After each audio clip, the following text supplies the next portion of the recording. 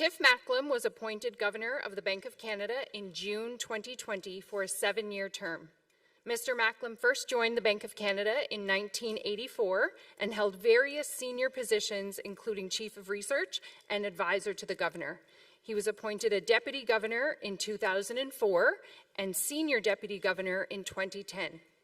During the global financial crisis, Mr. Macklem was Associate Deputy Minister at the Department of Finance and represented Canada at the G7, G20, and Financial Stability Board.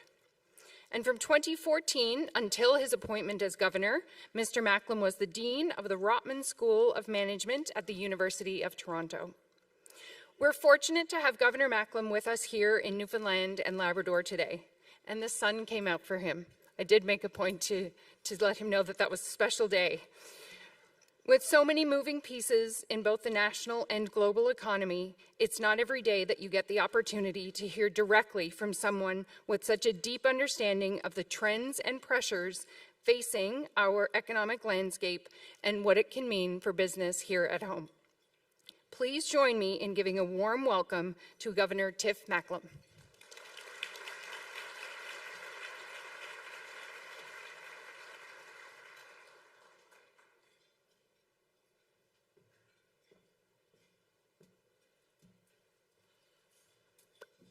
Well, thank you, Anne-Marie. Thank you, Byron. I am so pleased you invited me to come here to Newfoundland and Labrador. And I do want to thank the Board of Trade for the invitation to speak to you today.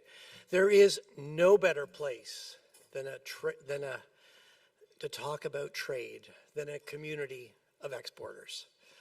The sea routes that begin and end in St. John have helped feed, supply, and build Canada and the world for many, many years. Port cities are attuned to global commerce. And until recently, the global economy has been recovering well from the very hard years of the pandemic. Canada, we're a country that depends on trade, and we've been benefiting. At the end of 2024, inflation in Canada had been close to 2% for months. Substantial interest rate reductions had boosted household and business spending, and exports were strengthening. The economy had renewed momentum. But then, as we all know, something happened. Since President Trump took office in January, the world has faced a dramatic escalation in tariffs and pervasive uncertainty. In Canada, trade has been disrupted, and jobs have been lost. Businesses have reevaluated their investment plans. Consumers have become more cautious. And Canadians have told us they expect higher prices for many imported goods. The recent announcement just this week that Canada and the United States agreed to negotiate a new economic and security relationship within 30 days is very welcome news. Restoring open trade between our countries is critical to jobs and growth in Canada. It's also important for prices and inflation. Today I want to talk about the effect of U.S. trade policy, the effect it has already had on the Canadian economy, and what tariffs could mean for jobs and inflation if they were not rolled back. I'm going to start with trade. New U.S. tariffs have already shaken Canadian exporters. After initial pull forward to get ahead of tariffs, exports to the United States have fallen sharply. Canadian businesses are doing their best to pivot to new overseas markets, but it's hard to replace our biggest export partner that's right next door. Then I'll turn to jobs. There have been layoffs in industries affected by tariffs, and employment has fallen in trade-sensitive sectors. What happens to the labor market next will depend critically on what happens to the Canada-U.S. trade relationship.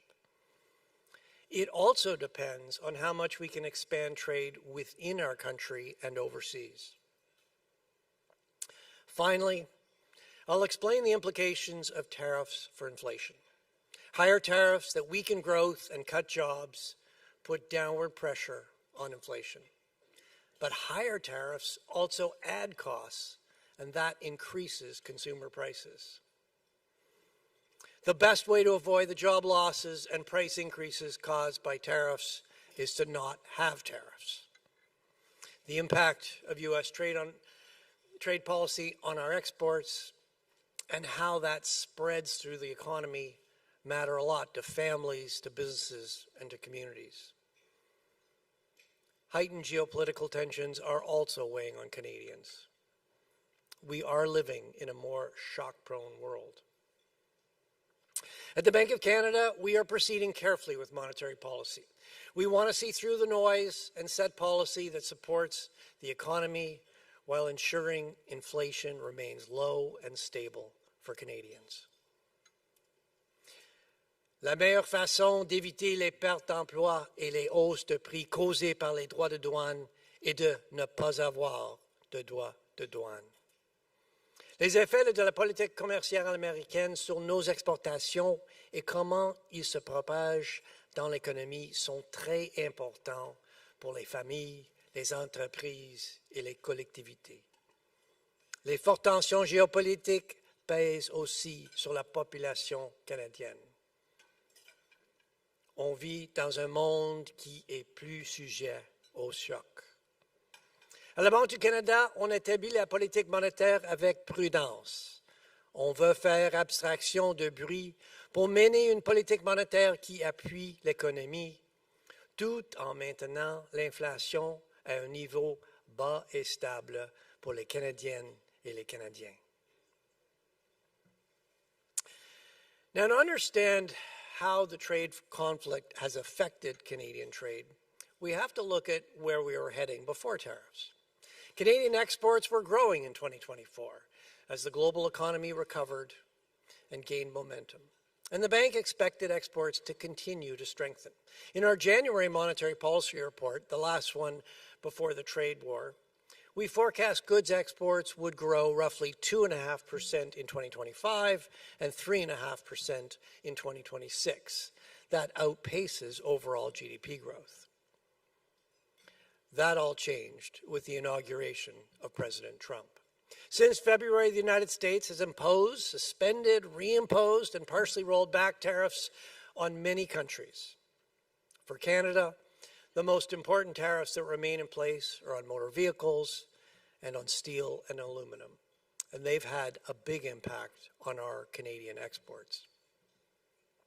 The changes in U.S. trade policy have caused shifts in Canadian trade across two dimensions. They've changed the timing of exports and imports, and they are changing the destination of shipments. First, timing. To get ahead of tariffs, businesses that export to the United States immediately shipped as much as possible. Canada's goods exports rose 10% in the first quarter from the fourth quarter. That's the red line, spiking higher. Exports of machinery and equipment and motor vehicles led the surge, but lumber, as well as consumer goods like food and pharmaceuticals, also rose sharply. First quarter imports, the blue line, were also up as Canadian importers stockpiled U.S. goods, building inventories before costs rose. The surge in trade and inventories boosted the economy. Canadian GDP growth was 2.2% in the first quarter. But getting ahead of tariffs borrowed activity from the future, and we're now seeing a sharp reversal. Canadian goods exports to the United States dropped more than 15% in April. This reflects both the payback from the first quarter surge and the fact that tariffs are making Canadian goods more expensive in the United States. In April, exports of steel and aluminum products fell 11% and 25% respectively, and motor vehicles were down almost 25%. There has also been a second, less dramatic shift caused by U.S. trade policy: destination. As Canadian exporters have tried to adapt to U.S. tariffs, trade with countries other than the United States has picked up. The red line is exports to other countries. The blue line is imports from other countries. Canadian businesses are seeking out new suppliers and new export partners to replace U.S. trade. There are clear and enduring benefits of diversifying. Growing new markets for our exports builds scale and competitiveness. But there's an added imperative: resilience. Diversification adds resilience. Without diversity of supply, Canadian companies are vulnerable to supply problems, as we saw during the pandemic. Without diversity of demand, they're vulnerable to trade barriers, as we're seeing now. And here I want to mention the success your province has had in diversifying trade. About 3/4 of Canada's goods exports go to the United States, but only about 1/3 of Newfoundland and Labrador's goods exports are U.S. bound, mostly oil and gas, fish and seafood, and nickel. The dependence on U.S. markets has declined as local energy producers shift to other markets.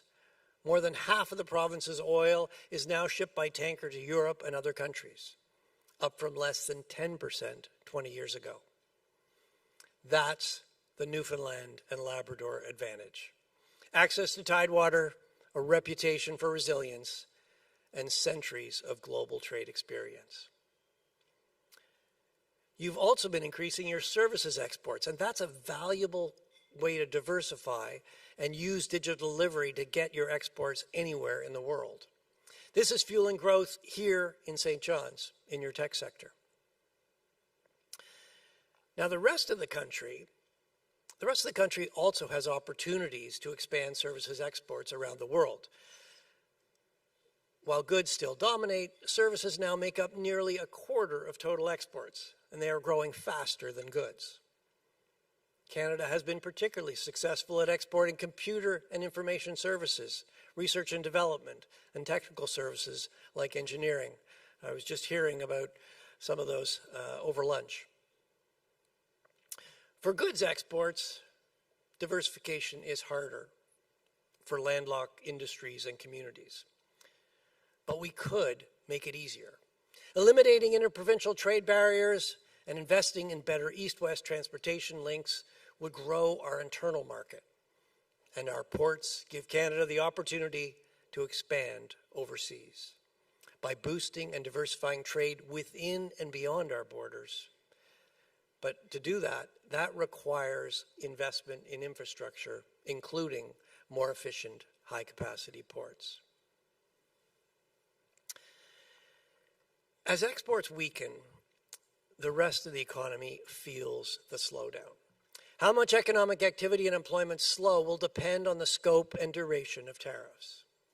It will also depend on how Canadian businesses and governments respond. We are already seeing the direct impacts of tariffs on Canadian jobs in trade-intensive industries. But so far, employment has held up in other industries. To understand where employment goes from here, let me explain how the labor market usually adjusts or reacts to changes in the economy. Employment typically adjusts slowly to changes in economic activity. Many of you runs businesses. I don't need to explain this. It's easy to understand why. Hiring workers, finding the right match, it takes time. It's expensive. So is training new workers. That's why when demand picks up, employers typically begin by asking people to work longer hours. And that's fine for a while. But if the strong demand persists, businesses start to increase hiring. So employment tends to pick up with a lag when the economy is strengthening. That's what was happening toward the end of last year. In June 2024, the bank lowered our policy rate to stimulate growth. As rate cuts accumulated, GDP growth picked up through the second half of last year. And by the end of the year, employment growth was strengthening. The unemployment rate began to decline, hitting 6.6% in January and February. That's where we were when the trade war hit, mid-recovery. The lag in the labor market meant it didn't have a chance to fully recover before tariffs and uncertainty stalled momentum. Some 2 million Canadian jobs rely on exports to the United States. U.S. tariffs had a near immediate impact on jobs in directly affected industries. Businesses that are subject to tariffs know that the demand for their product will be lower, and they've cut jobs. Several Ontario auto plants and assembly plants have announced layoffs and production cuts, and manufacturing jobs are down 55,000 since January. More broadly, we've seen a big decline in employment in trade-sensitive sectors since the start of the year. That's the purple line here. Employment in other sectors, however, that's the green line, has continued to grow. But remember, employment usually responds with a lag. Final domestic demand in Canada was soft in the first quarter. And if tariffs and uncertainty were to continue, households and businesses will likely remain cautious. If demand stays soft, at some point, more businesses will cut jobs. These dynamics are reflected in our own business surveys. Export-oriented businesses quickly cut their hiring plans a lot in response to U.S. tariffs. That's the red line. And with a lag, other businesses have scaled back their hiring intentions. That's the purple line, non-exporters, and the black line is all businesses. If these cutbacks materialize, we can expect overall employment to weaken further. We are watching closely for signs that weakness in the job market is broadening. To summarize, Canada's dependence on the U.S. market underscores the importance of a new Canada-U.S. trade deal that rolls back tariffs. The resilience of the economy and the labor market will also depend on the ability of businesses to expand new markets within Canada and overseas, as well as on Canadian investment in infrastructure to get our goods to new markets. So let me now turn to what this all means for inflation. The bank's primary objective is our 2% inflation target. And we're focused on where inflation's going, the underlying trend. That's why it's important to understand the forces at work on inflation, which ones are temporary and which ones are likely to last. I will admit that's easier said than done, and right now it's complicated. Once again, I'll start with where we were before tariffs. Headline inflation was back to the 2% target last summer. Core inflation, which strips out volatile components like energy, was still a bit higher than headline. But by the end of 2024, there were no signs of broad-based price pressures, and inflation expectations had largely returned to normal. Monetary policy had worked to restore low inflation. But then, U.S. tariffs arrived. Assessing the inflationary impact of tariffs has been a moving target because the United States has repeatedly changed the size and scope of tariffs. The prospect of a new Canada-U.S. trade deal offers hope that tariffs will be removed. But until we have a deal, inflation will be affected by both U.S. tariffs and Canadian counter tariffs. So let's consider what each of these could mean for inflation. I'll start with U.S. tariffs. As we've seen, tariffs have lowered our exports and weighed on employment. That puts downward pressure on inflation in Canada. However, the increase in U.S. tariffs raises prices in the United States, and that can spill over into Canada when we import those high-priced U.S. goods, putting upward pressure on inflation here. Then there are the Canadian counter tariffs. These also make imports more expensive and put upward pressure on inflation. The net effect of tariffs on inflation is difficult to gauge. It's not as easy as saying a 10% tariff will increase the price of a product by 10%. The pass-through of higher costs from tariffs will depend importantly on demand and on inflation expectations. If the economy slows and employment continues to weaken, the drop in demand will make it harder for businesses to raise prices to reflect the full cost of tariffs. On the other hand, tariffs give companies something to blame for higher prices, and that could make it easier for them to pass on the costs of tariffs. And higher inflation expectations could also make it easier because people won't be surprised to see higher prices. History offers some guidance on the impact of tariffs on the impact tariffs could have on inflation. During the 2028 tariff conflict with the United States, the retaliatory tariff on final goods was 10%, and it remained in place for just under a year. During that conflict, the pass-through from price increases to consumer goods was high, but incomplete.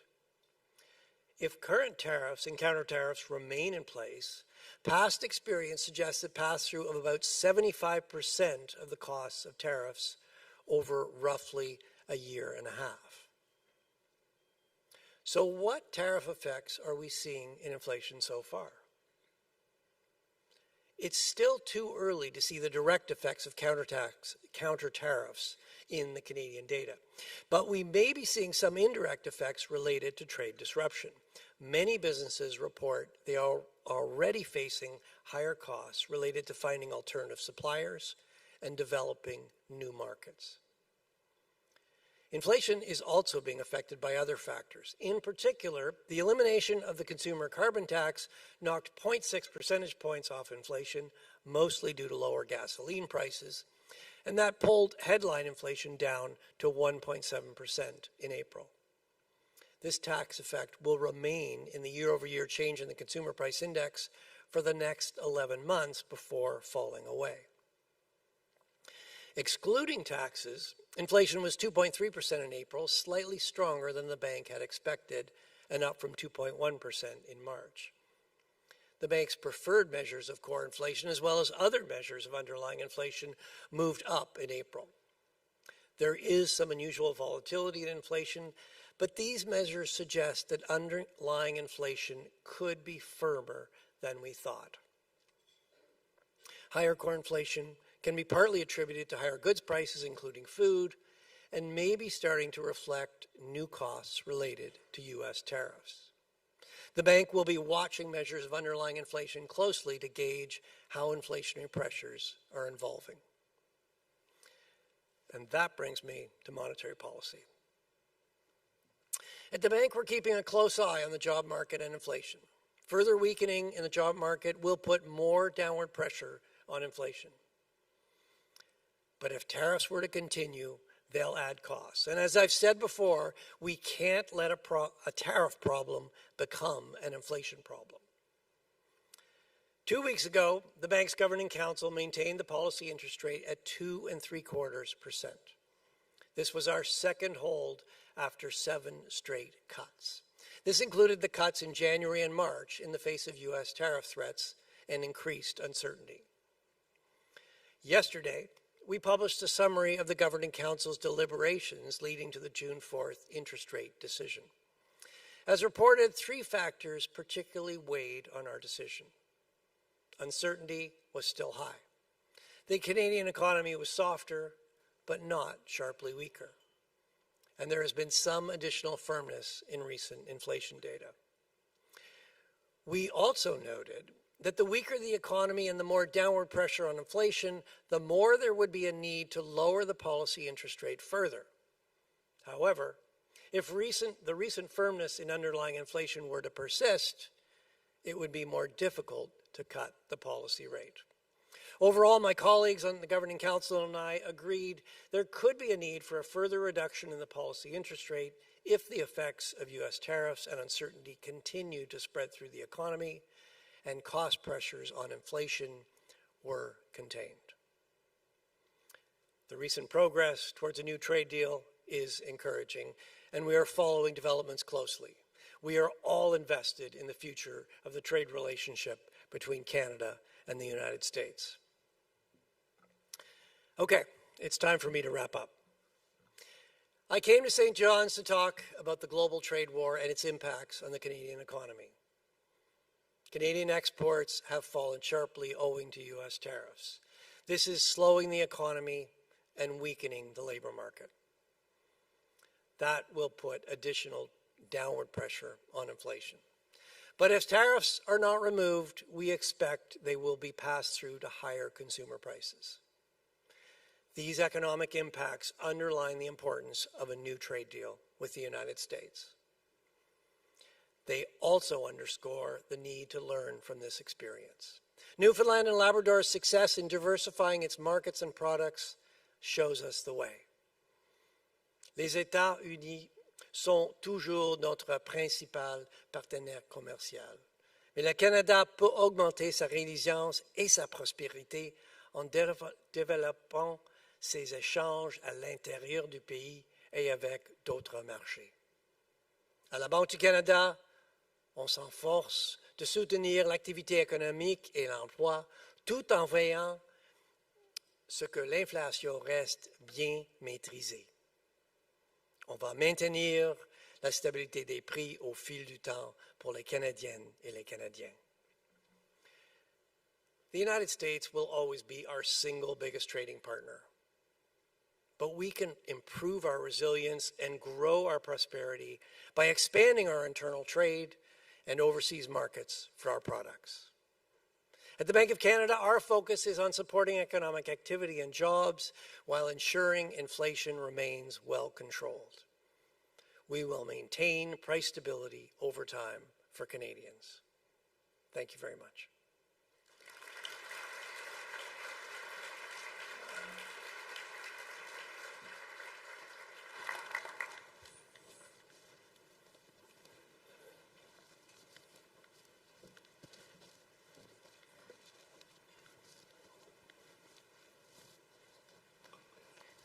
Thank you, Governor. That was a lot of information and a lot to certainly think about, and I have no doubt lots of people sitting here thinking about what do I do with that information? How do I apply that to my business? How do I apply that to the decisions that I'm going to make? I have a little bit of time with you. I'm going to do a little bit of a rapid fire and see what we can cover. I'm going to start with the G7. We saw that just wrapped up a few days ago, and while it might feel that that's happening a bit far away and we're a little bit removed, the decisions being made there certainly has an impact on our country and even to the industries here in Newfoundland and Labrador.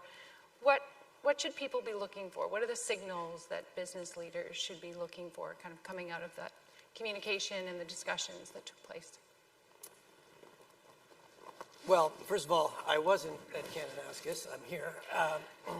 I did, together with Minister Champagne, host a G7 governors, central bank governors, and finance ministers meeting in Banff a few weeks ago. And I think a couple of things to take away from that. First of all, I think we've had a number of central bank governor and finance ministers G7 meetings. This was our third, and certainly the first one in Canada over 2 to 3 days. And what I've seen through the year of our presidency is that the atmosphere is improving. The tone of the conversations is getting better. It's getting more constructive. Look, the discussions were candid, as they need to be. But the tone is improving. And look, we didn't agree on everything. Clearly we don't agree on tariffs. But there were a number of things we agreed on in Banff. In particular, we've seen increasing prevalence of non-market practices by some non-market-oriented economies. Those are distorting our economies. We've been living with what we call these unsustainable global imbalances, large current account deficits and surpluses that persist over many years. These are not sustainable. We need to see adjustment. We agreed to work on that.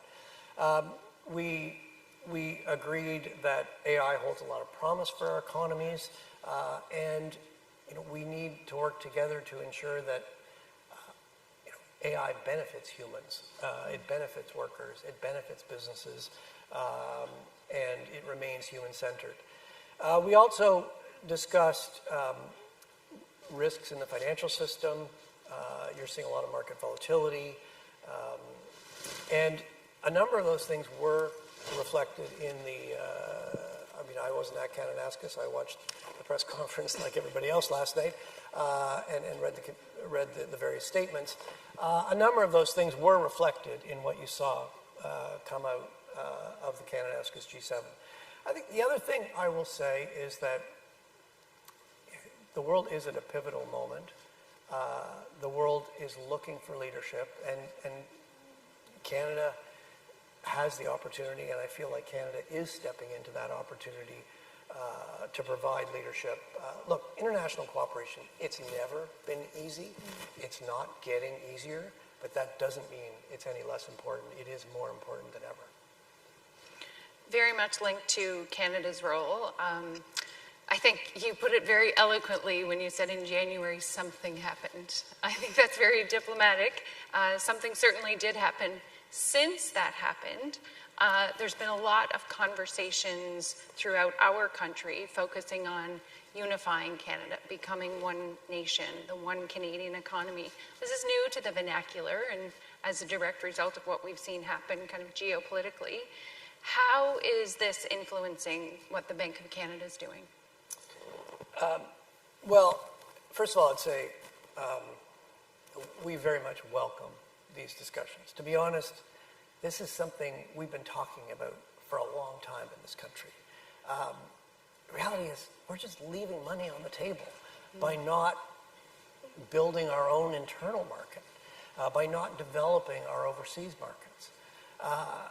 And it's taken the additional pressure from the United States, I think, to wake us up to this opportunity. The Bank of Canada, we don't set interprovincial, we don't set provincial regulations, we don't set federal regulations, we manage monetary policy. But what's our interest? Well, our job is to control inflation. And we need to assess how fast can the economy grow without creating inflationary pressures. Well, the more efficient our economy is, the easier it is to trade within our country. The more we develop overseas markets for our products, the faster the economy can grow without building inflationary pressure. So these are things we've been looking at for some time. And I think there is a moment right now. And really one important message in my remarks is that, look, getting a new trade and security deal with the United States is critically important for this country. But, whether there's a deal or not, we can improve our internal trade. We can create, to use the Prime Minister's term, one Canadian economy. And we can grow our overseas markets. And as I highlighted, Newfoundland and Labrador has actually been leading the way for the country. So I guess the flip side of that is, and we saw it coming out of the First Minister's meeting a few weeks ago, there will continue to be individual realities with regions and individual provinces throughout the country. How do you balance that reality amongst those decisions and policy decisions that you're making? Look, I'm going to, the Bank of Canada does not, we do not set these, we have no role in setting provincial or federal regulations or restrictions.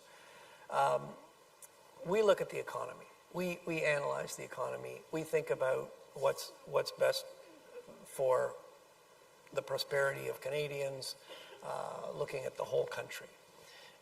And look, it's up to elected politicians across the country to think about their constituencies, and I'm going to leave those decisions to them. Okay. Do you have the opportunity to discuss those with them? I do. So actually, the Bank of Canada Act requires that the Governor and the Minister of Finance consult regularly, and we do.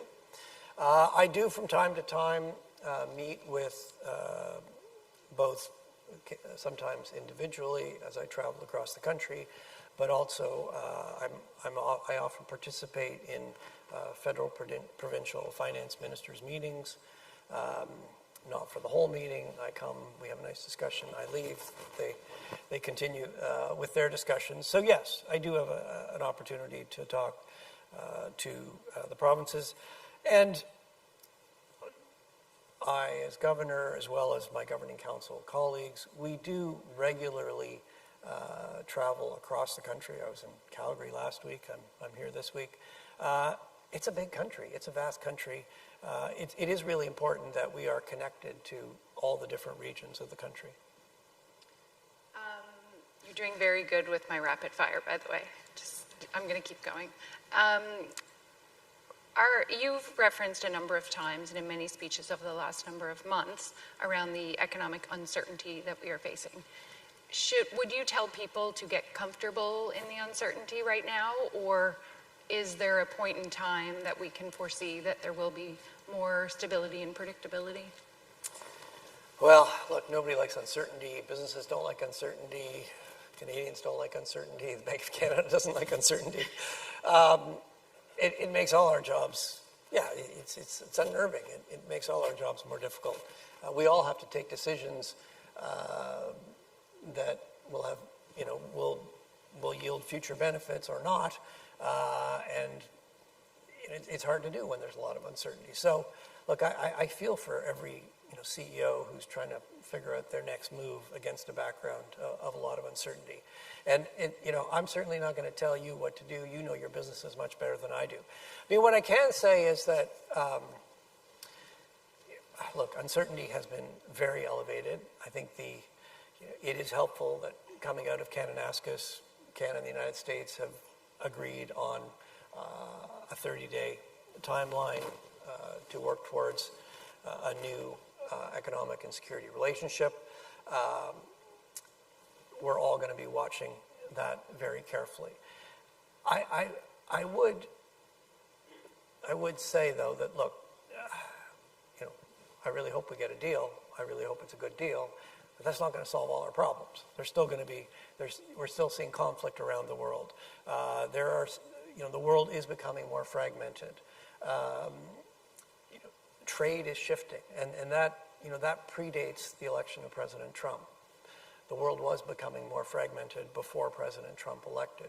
So businesses are still going to be facing uncertainty. The Bank of Canada is still going to be managing monetary policy against a background of uncertainty. But we all have to take decisions. I'm not going to say get comfortable with it. It doesn't. We're never going to get comfortable with it. We're never going to like it. But yes, we do need to move forward. We do need to take decisions. And yeah, it's hard as a business to take decisions, but your competitors are going to be taking decisions. So if you're not taking decisions, if you wait until something is certain, I can be sure that your competitor has already taken that opportunity. So yes, we do need to invest. We do need to take decisions. That doesn't make it easy, but yeah, I mean, we can't stand still.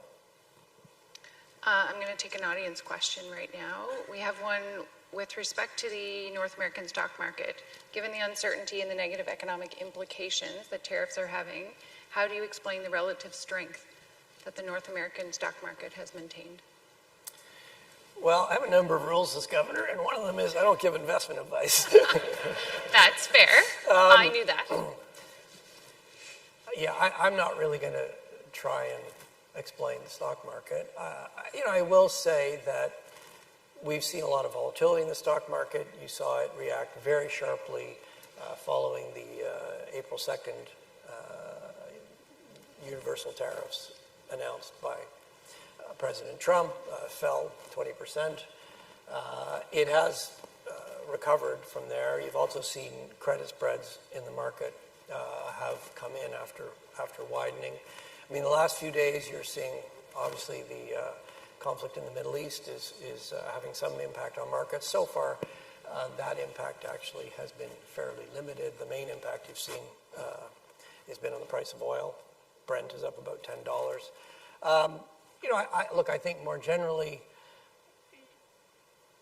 you're seeing volatility in equity markets, in other markets, was very high. It has come down.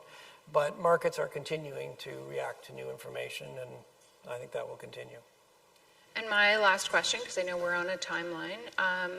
You referenced in your speech a few times, I I think if I could be so bold, is to infer the advantage that internal trade does offer our country. What's the bank's, or what's your kind of the perspective that you would have in terms of encouraging provinces to see that through? Well, as I said, look, the federal government and actually, most importantly, the provincial governments are in charge here. But look, what we see at the Bank of Canada, and I think everybody sees this. You're all in business.